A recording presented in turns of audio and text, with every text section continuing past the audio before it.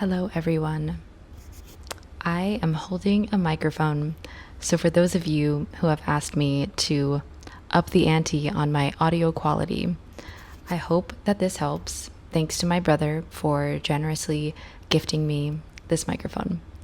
So, with that said, I think in today's video, I'm going to do a Q&A, like an updated Q&A. I did one 3 months ago, but I actually got some really incredible, deep philosophical questions on a Q&A that I did on my Substack.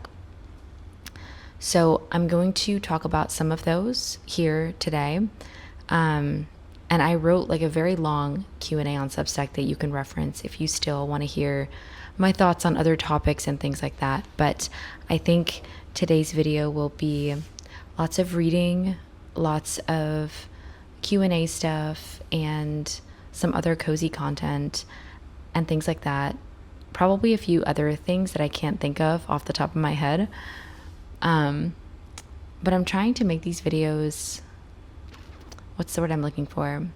Worth your time and interesting and engaging. And so please let me know if there is something specific that you would like me to talk about or film or any of the above in an upcoming video. I believe I wore this sweatshirt in my last video, but I'm telling you, it's like one of the coziest sweatshirts that I've ever owned. And I have a lot of sweatshirts. Now, this is separate than like a cozy sweater. Like it's not a cardigan, because I do have my favorite cardigan, but this I think is my new favorite sweatshirt. Skims. I swear they never miss. On anything that I've ever gotten from them, they have never missed.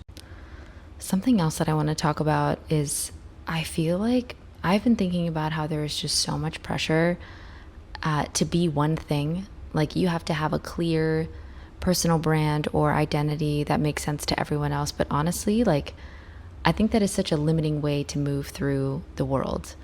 For me personally, like I'm not one thing. I am constantly shifting and growing and contradicting myself. And that's not out of confusion. I think that's just what it means to be human. I'm a deeply intellectual person, but also like I can be romantic and silly, and I get excited about comfort literature as much as I get excited about deep philosophy. And yeah, I get super excited about autumn and seasons and decorating and looking at fall things. I can love solitude, but also crave connection. And I can still be drawn to darkness while still wanting to make beautiful things.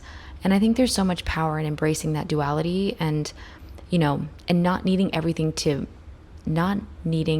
about you to add up perfectly. Because I think some of the most interesting magnetic people I know are the ones who lean into that contrast and juxtaposition, and they don't box themselves in. They live in the in-between.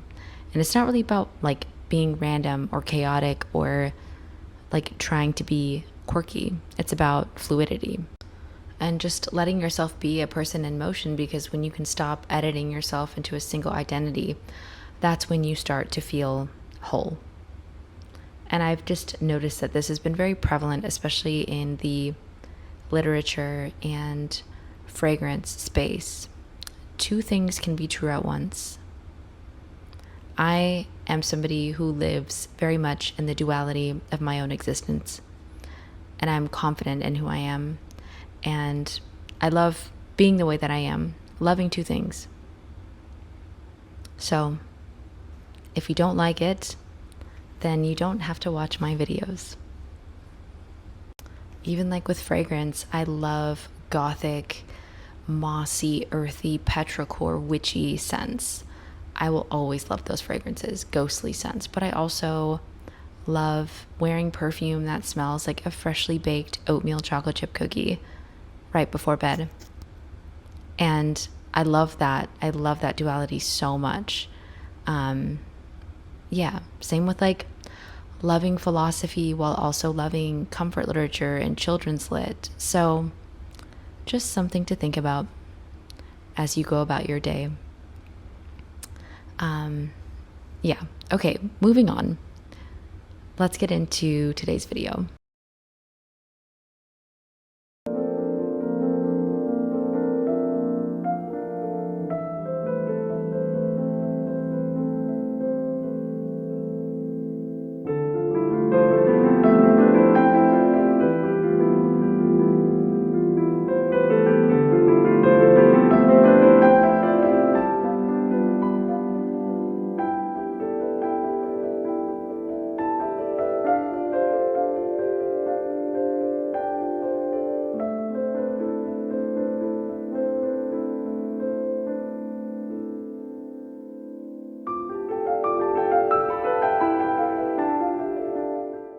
Okay, it's a new day, and I want to start off by telling you the perfume that I am wearing today, which is 1957 by Chanel.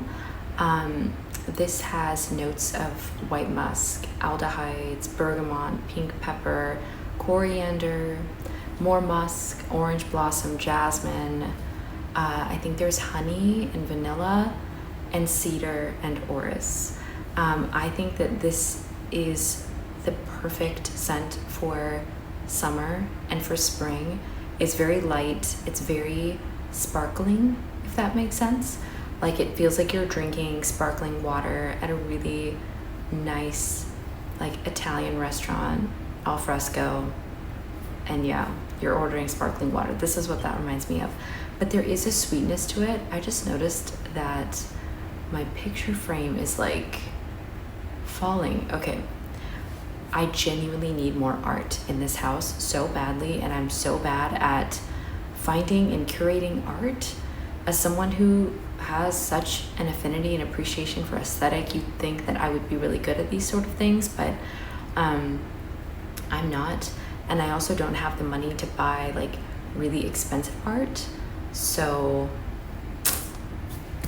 if you guys have any suggestions, please let me know. I'm not gonna lie, I have found some really pretty, like, aesthetically pleasing art on places like Etsy. I got this art print. Actually, let me show you. Ugh. This is a Jean Cocteau art print. Although I don't know if this matches with all of like the aesthetic that I have going on in my home, but it is very pretty, and I really like the look of this. I like the French line art a lot. Actually, there's one artist who I really adore on Instagram. Her name is Carly Kuhn. She has done collaborations with L'Appartement 4F, Bergdorf's at Christmas time. She's done several other collabs. I would love to have her art in my home. Anyways, this is the perfume that I'm wearing today. It's very pretty, and it's perfect for especially hot days. So love. All of my Chanel exclusives are like some of the most coveted perfumes that I have in my collection. Chanel like can do no wrong in my eyes. They do such an incredible job at fragrance, skincare, which I'm extremely picky about. Like, their makeup is beautiful. It's just so classic, and I love all of the stories behind their products. Anyways, while I'm here, because it is August, I want to tell you what I'm going to be reading this month. Okay, the first one on my list is a Russian literature book called First Love. And there is something that is very ruinous about stories that look back on love with more confusion than clarity. Less what could have been and more of like, what the heck was that, really? And I feel like this book is comprised of these stories, and it's short but emotionally dense, and it's also told from the perspective of a young man recalling the summer that he fell in love for the first time, and it's with an older woman. He's 16 years old. He's very naive and full of feeling and completely consumed, like I said, by a woman who's older and sharper and just entirely beyond his years. So yeah, I feel like it's just a story about the illusions that we project onto other people, and kind of how we sit with those feelings. So I love Russian literature. I have yet to read this book, so hopefully this one's good. Next on my list is Caliban and the Witch by Silvia Federici, and this one has been sitting on my shelf for so long. I am so excited to read this book. It feels right.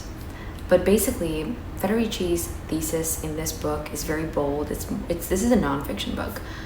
It's about how the witch hunts weren't just historical tragedies or a blip of superstition, but rather this deliberate method of suppressing women during the transition to capitalism. And it's a feminist and Marxist reframing of early modern Europe that connects the control of women's bodies to the rise of wage labor and private property. And I'm expecting to love this book, but I know it's going to be more dense and fiery and more theory than narrative, but it's also the kind of book that changes the way that you see the world. The systems that we live in didn't appear out of nowhere, and this is a book about the violences that built them. I have had this book on my TBR. I read a couple of these stories earlier in the year, but I want to make my way through a couple other stories because I just don't want to rush this. His writing is very precise, James Baldwin, and so emotionally honest, and it really like stops you in your tracks. And the stories are just full of ache and conflict with race, queerness, masculinity, religion, longing, self-deception. But it's never just politics and identity. It's really about people, and it's messy, searching, complicated, complex people. I think Baldwin had a way with naming the thing beneath the thing, if that makes sense. And even when I feel myself taking a break from this book, I always feel like it lasts longer when I internalize what I read. When I journal about books that I read, I feel like this one really sticks with me. All of James Baldwin's work sticks with me in a very deep, profound way. I think I am most excited about this book because Daphne du Maurier's Rebecca is one of my favorite books of all time. And I received an ARC of this book after midnight, and this is a collection of 13 dark, spooky stories, each one with their signature du Maurier chill. And they're not horror in the traditional sense, but they're deeply psychological and eerie in a way that feels very personal. These stories explore grief and obsession and disappearance and the strange things that people do when they're very much like pushed to the edge. And there's something that is so deliciously cold about the way that she writes. Like, I don't know, it feels like the perfect read for late summer nights during a thunderstorm. And I debated about waiting to read this until like autumn, but I'm going to indulge because August is my birthday month, so I'm gonna let myself have this one. So this was my project book this summer. This is East of Eden by John Steinbeck, and I'm about 3/4 of the way done with this. I'm almost done, which is why I wanted to add this one on top because it's a little bit thicker. This was a great book, and I was pleasantly surprised because I thought it would be something that I wouldn't like that much. This book was massive, both in size and in scope and in emotional weight. It's very expansive and layered. It's basically about a family saga that spans generations, but I think at the heart of this book is really just about choice, whether we are doomed to repeat the past or if we learn from our mistakes and do something about it. And there's something so human about the way that Steinbeck writes about guilt and shame and hope and cruelty and forgiveness, and how he lets his characters be contradictions. Kathy, for example, is one of the most chilling characters that I've ever read, and Cal is a character who makes me ache in ways that I wasn't expecting. Samuel feels like a softer place to land in this book, where it doesn't offer many soft places. This book is really spiritual as well without being religious, and moral without being moralizing, and it's the kind of book that makes you ask yourself the hard questions, and it's something that I will probably carry with me for a very long time.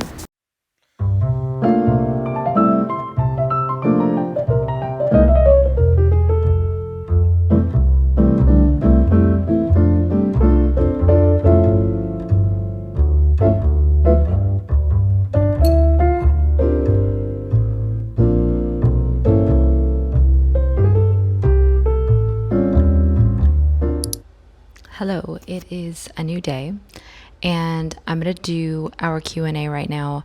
And I pulled a few questions, both from Substack, Instagram, and on YouTube in the post that I made, and just picked a nice array that covered philosophy and books and perfume and kind of everything in between that I talk about here.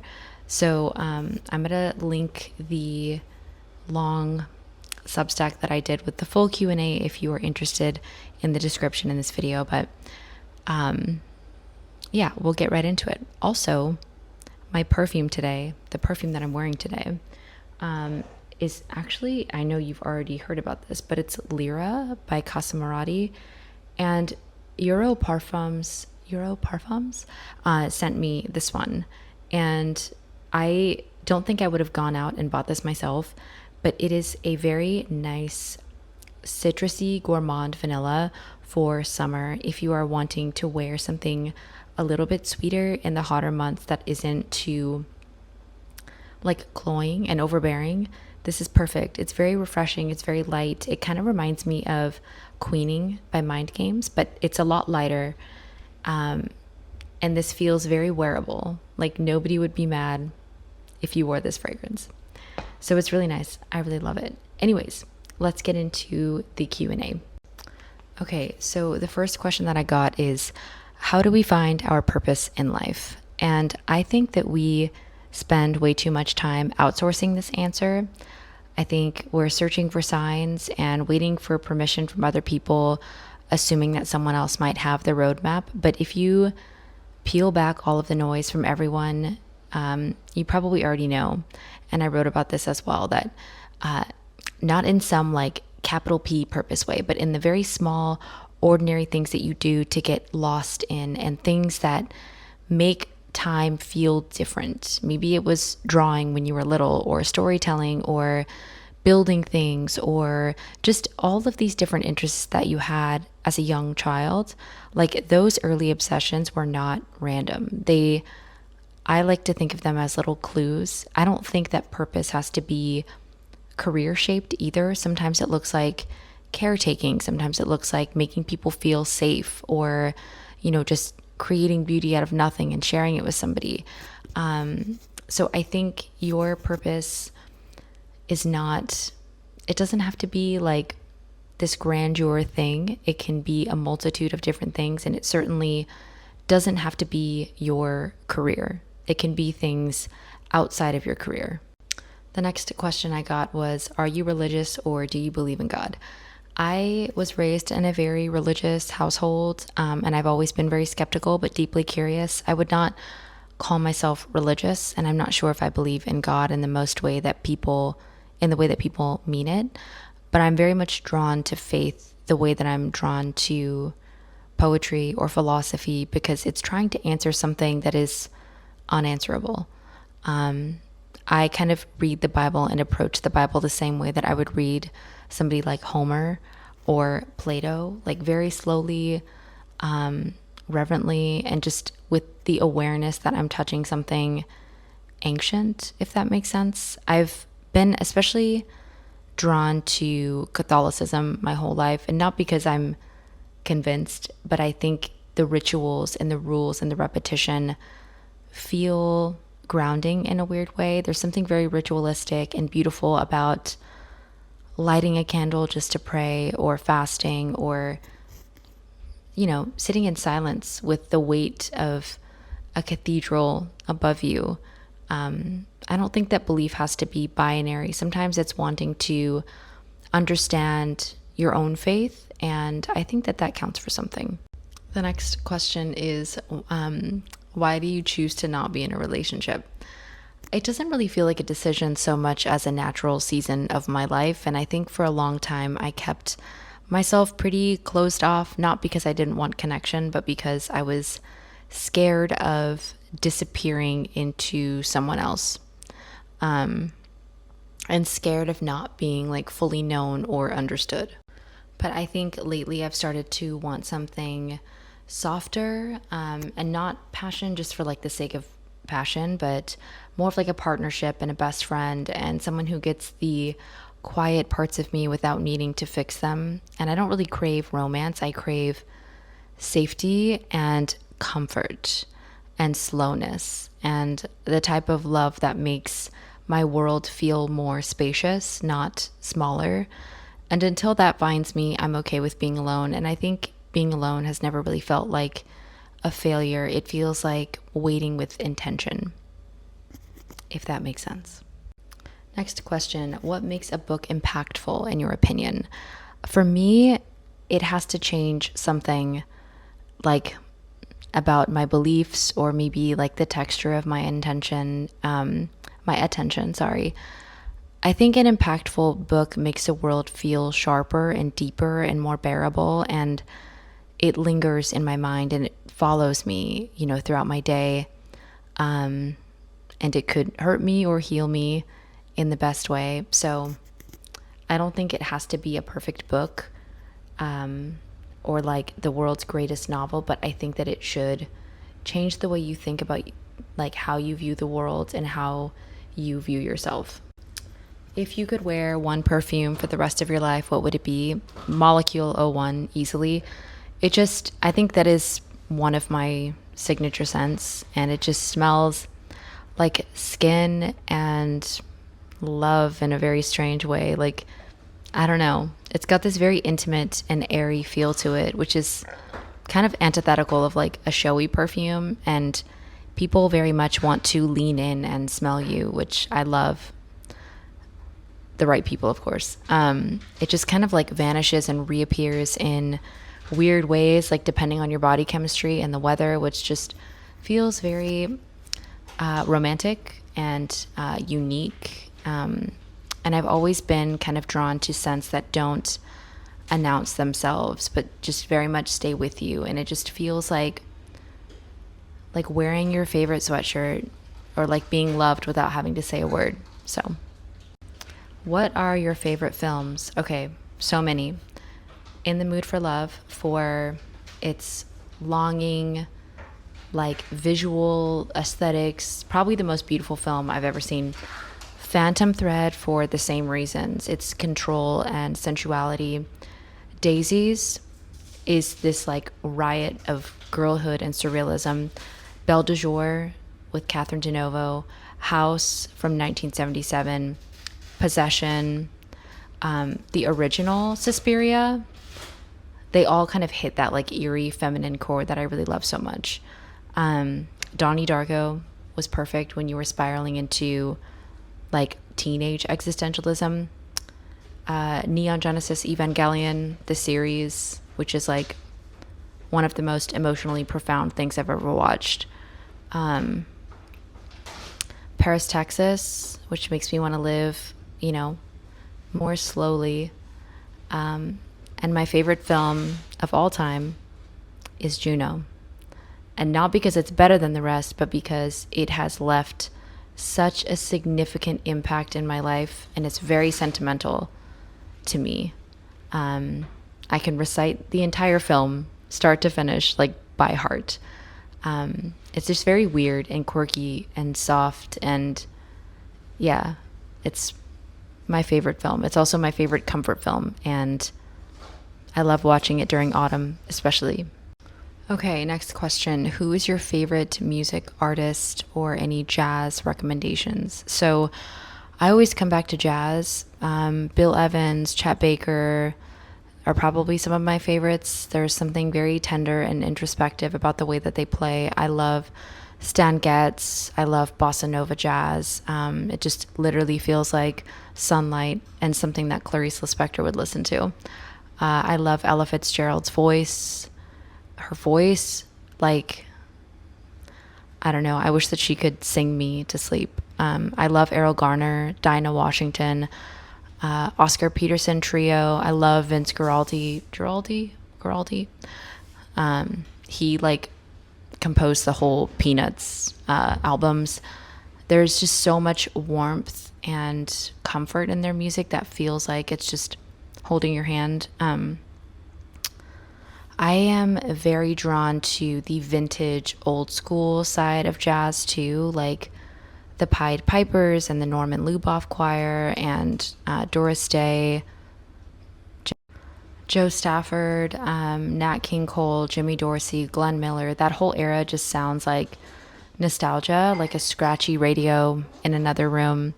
I think outside of jazz, I love classical music when I'm writing or doing something like that, reading. It makes everything feel a little bit more cinematic. I also love ambient music like Aphex Twin and Grouper and kind of like the inverse of music. It feels kind of like fog in a strange way, but yeah, very chill sounds are usually what I gravitate towards. Next question. You said that you have never been in love. What do you sense being in love would feel like? I imagine it feeling like home, and not in like a fix me kind of way, but in the sense that your nervous system finally gets to exhale and breathe. I think love feels like safety and comfort, like being able to fully be yourself. I think it's quiet and messy and insecure and hopeful, but still being met with warmth. And I've always imagined love as a kind of friendship with gravity and someone who knows how to be gentle with your inner world and someone who makes even boring errands feel sacred and doesn't make life harder, just more beautiful. And I think that love should not feel like chaos. It should feel like a sigh of relief and a breath of fresh air. How do you find books and fragrances? I feel like I can never find anything on my own. Okay. Start with the people behind the work. With perfume, follow the perfumers, follow the nose. Once you fall in love with one scent, look at what else they've made, look at what they love. Same with books. Follow your artist's favorite artists, your writer's favorite writers. Read their interviews. Read some of the books that they love. Read books that are in like a similar genre or things like that. Read their essays, their blurbs. Really dive into, like, do detective work. Fall into their rabbit hole. I love going down these types of rabbit holes. So I think that's the best way to find what you are looking for. Sometimes I'll read one book that I love that might be a little bit obscure and then spend hours researching everyone that it influenced and finding new things about it. And I think really channel that inner curiosity and follow the artists. Don't follow influencers. Don't follow stuff like that. Go to the main source because that will never lead you astray. Someone asked me about physical activity and exercise and things like that, and I mentioned that in my last video about rituals, and I will just say that it is a very important part of my day. It's one of the most important parts of my day, and if you're curious about kind of like my thoughts and what I do and stuff like that, go check out my last video about where I talk about like rituals. Yeah, it's nothing like crazy. It's just something that's very important to me that I don't really talk about a lot just because honestly it's kind of boring. Like I don't find that stuff entertaining. Like I don't know. Last question. Do you have autumn fragrance and book recommendations? This is coming very, very soon. And there is nothing I want more than to be able to talk about this with you. So I will be doing autumn videos late August, I think. But think just like very cozy, very comforting, very warm. But it's too soon. I am already in autumn mode, but I know it's too soon to have like autumn content in July. So I will be waiting until the end of August. But rest assured, I will have a lot of very fun, cozy autumn content. Okay, that is the last question that I'm going to do because my voice is leaving me and I have a migraine right now that is unforgiving and it's slowly getting worse. So I will record again tomorrow for you and talk about something different. So I hope that this was helpful.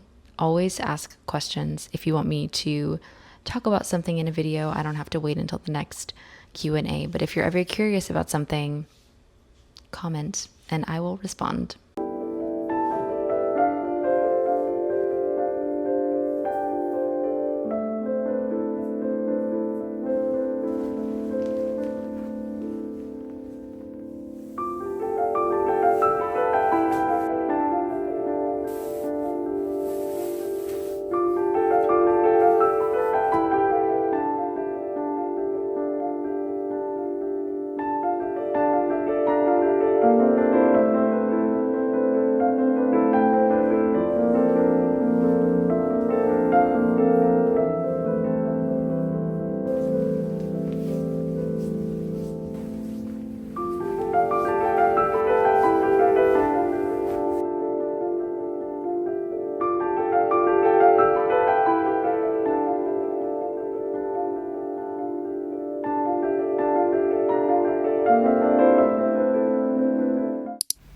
It is a new day, and I thought I would be able to record in time to escape the sun coming into my window, which I love and I hate at different moments. But anyways, I have been craving peanut butter and jelly sandwiches because when I was a kid, my mom used to make me peanut butter, honey, banana sandwiches, and I've been really wanting that. I find myself like, especially, I don't know what it is about August. I think it's something about this month that makes me just crave things that I had like as a child. So right now that's a peanut butter honey banana sandwich. I'm trying to like lean this way to get away from the glare, but my mom used to like pack my lunches with the cutest little stickers for every holiday, and she would pack the yummiest snacks. And I think that's why I had any friends in elementary, because I was a very nerdy kid, but I always had good snacks. So people always wanted to sit with me at lunch. So yeah, she would pack me all these things, decorate my lunch bags, and like, yeah, like, you know how at Target during the holidays, like they come out with all these like fun, like Halloween snacks, Halloween popcorn, Halloween little snack packs. Like that was like my lunch as a child. So yeah, I think I'm gonna make a peanut butter sandwich. She also made me soy milk with honey and cinnamon when I was little, like before bed, like almost every night, and that was super comforting for me too. Usually for my birthday, like if I'm in like visiting her, or if I know that I'm gonna see my mom and she asks me what I want for my birthday, like I just ask her like make, my mom was Seventh-day Adventist, so I was raised Seventh-day Adventist on my mom's side. My dad was Catholic, and that's a whole other story. Anyways, there are very like specific Adventist foods that she would make when I was younger, and I always ask her to make those for me, like for my birthday.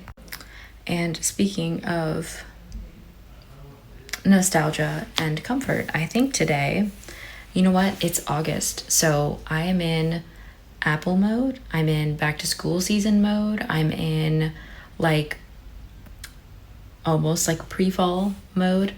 So I want to wear La Danza de la Baloo. La Danza de la Baloo. This one kind of smells like an apple pie. This is like an apple pie fragrance. You know what's super high on my wish list right now is Janie by Sora Dora. That is another incredible apple pie scent, and very high on my fall fragrance wish list. So let's go make a peanut butter sandwich.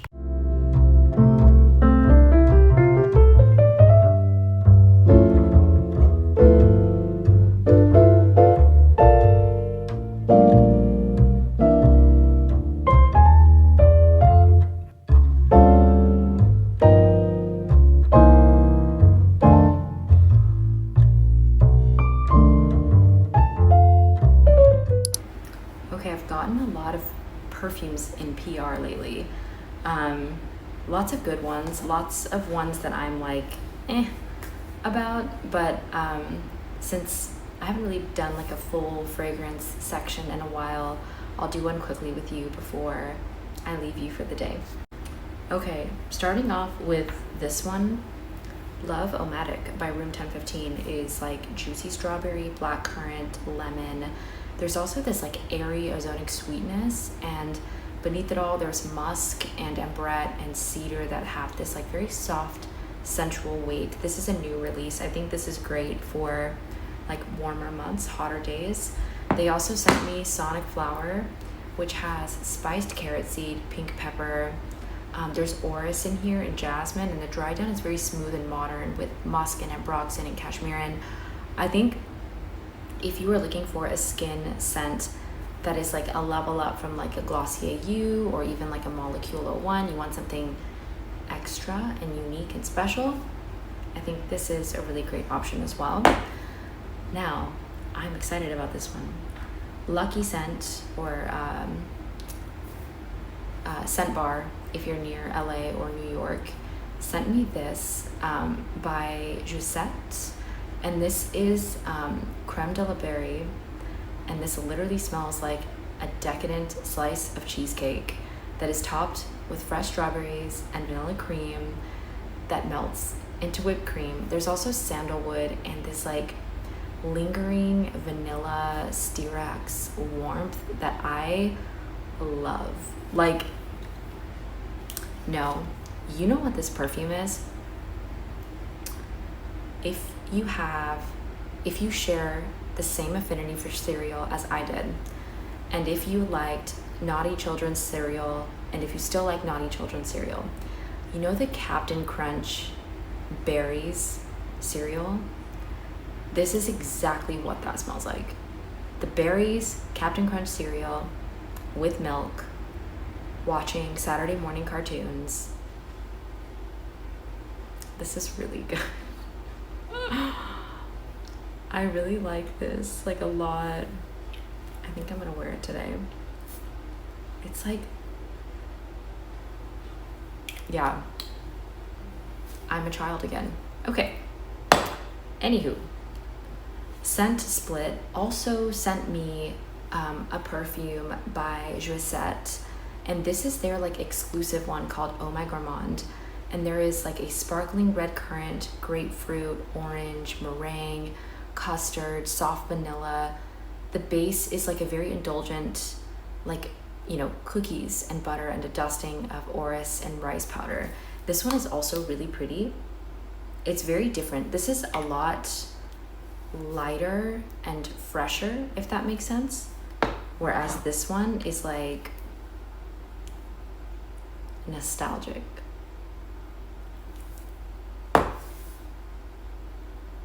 I really want cereal. Like I am like, actually, I will go to the store to get Captain Crunch right now. I like, the craving is like, I am like, and I have an insatiable craving for Captain Crunch berries cereal. Jesus. Okay, moving on. Sorry about that. So Heretic is like the witchy perfume brand I'm sure you guys have seen. If you are like me and love gothic, witchy, dark things, I'm sure you've heard of Heretic. They sent me a few scents. This is Angel's Trumpet, which has freesia, geranium, lush white florals, ylang ylang, jasmine, water lily. The base is very earthy and green with violet leaf and vetiver. This is probably my favorite of the three that they sent me. It's really pretty. It's a very pretty, heavy white floral, which I love. The other one that they sent me is Smudge. This one is very intense, and if you don't like very earthy green scents, you probably won't like this. There's sage, patchouli, cedar, myrrh, labdanum, oud, benzoin. Lots of very strong earthy scents.